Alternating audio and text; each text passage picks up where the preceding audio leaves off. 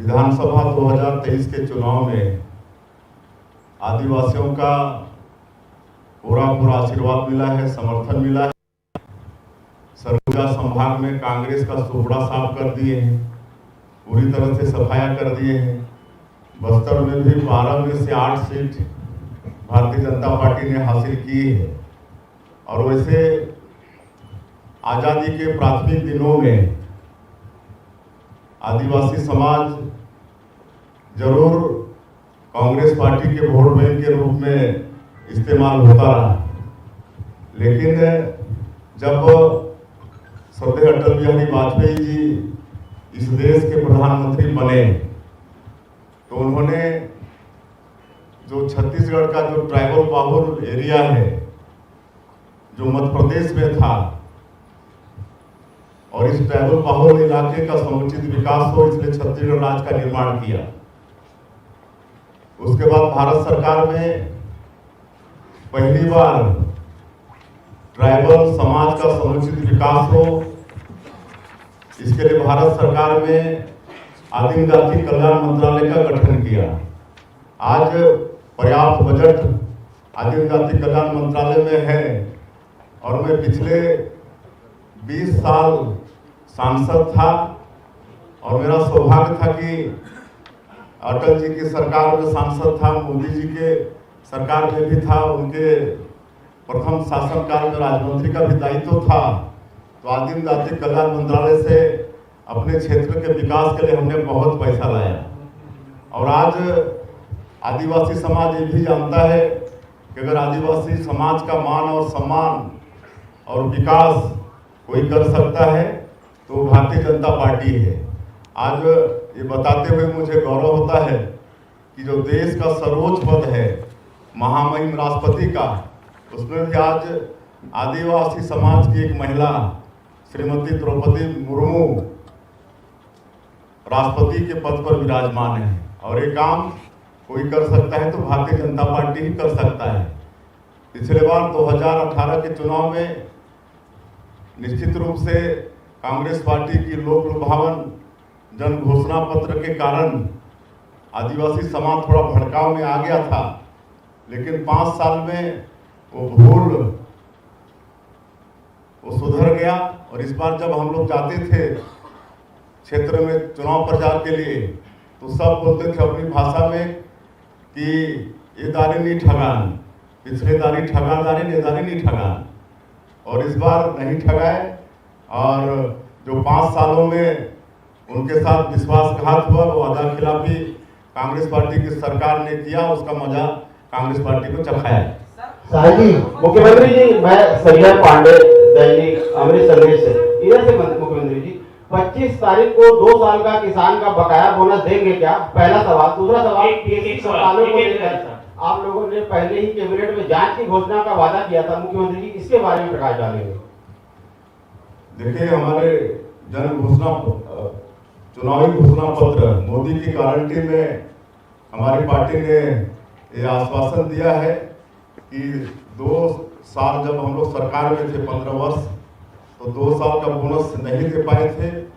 वो बोनस 25 दिसंबर को जो हमारे नेता अटल बिहारी वाजपेयी जी जो भारतीय जनता पार्टी के संस्थापक भी हैं, छत्तीसगढ़ राज्य के निर्माता भी हैं, निश्चित रूप से 2 साल का बोनस किसानों को देंगे।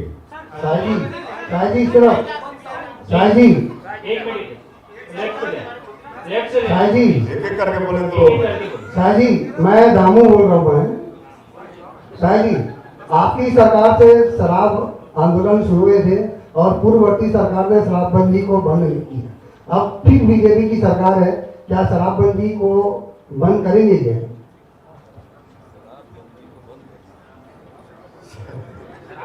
चलिए आगे बढ़ाइए, आगे बढ़ाइए।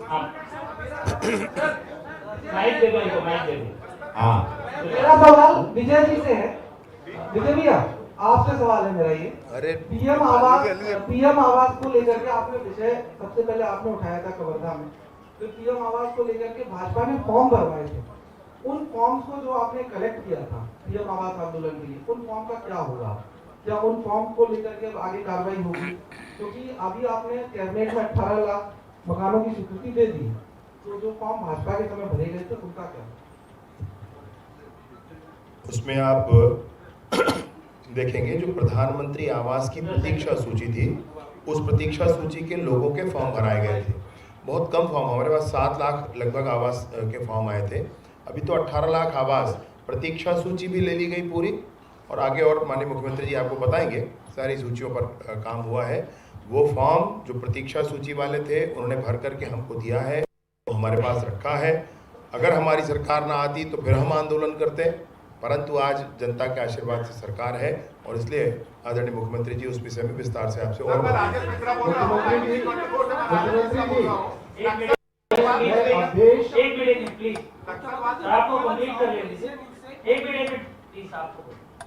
हाँ, मुख्यमंत्री जी मैं सोमन साहू एशियन न्यूज़ से।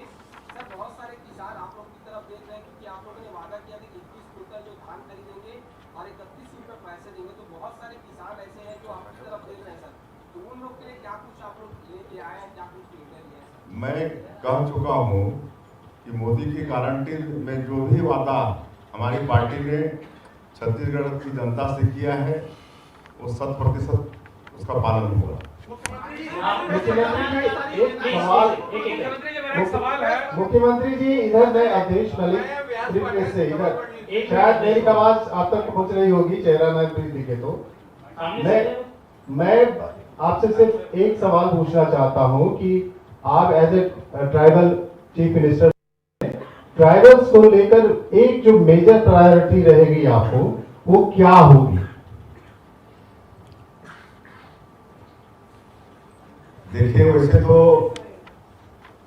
मैं आप लोगों को कह चुका हूं कि जितना मान और सम्मान आदिवासी समाज का भारतीय जनता पार्टी ने बढ़ाया है उतना किसी पार्टी ने नहीं बढ़ाया है। और आज जो भी काम पिछले 15 वर्षों में भारतीय जनता पार्टी के सरकार के माध्यम से हुए वो भी ट्राइबल लोगों के हित में हुए। आपको मैं बताना चाहता हूँ, पहले ट्राइबल क्षेत्र में और ग्रामीण क्षेत्रों में भूखमरी होती थी, लोगों को अनाज नहीं मिलता था खाने के लिए, तो लोग कोदो कुटकी गोंदली खाते थे, महुआ को उबाल के उसमें सरई का बीज मिला के खाना पड़ता था, उसके बाद भी बच्चे उपवास होते थे। लेकिन जब छत्तीसगढ़ में भारतीय जनता पार्टी की सरकार बनी तो सस्ता अनाज देने का काम शुरू हुआ। पहले 3 रुपया किलो में देना शुरू किए, फिर 2 रुपया में, फिर 1 रुपया में, और इसके लिए हमारे पूर्व मुख्यमंत्री डॉक्टर रमन सिंह चारू वाले बाबा के नाम से भी विख्यात हुए। आज कहीं कोई भूखमरी नहीं, तो ये तो हमारे आदिवासी समाज के लिए बहुत बड़ा अचीवमेंट है। और भी हर क्षेत्र में 15 साल में विकास के काम हुए, शिक्षा के क्षेत्र में, चिकित्सा के क्षेत्र में, इतना तक कि भारतीय जनता पार्टी की सरकार ने जो गरीब माता पिता हैं उनकी बेटी की शादी तक की भी चिंता की।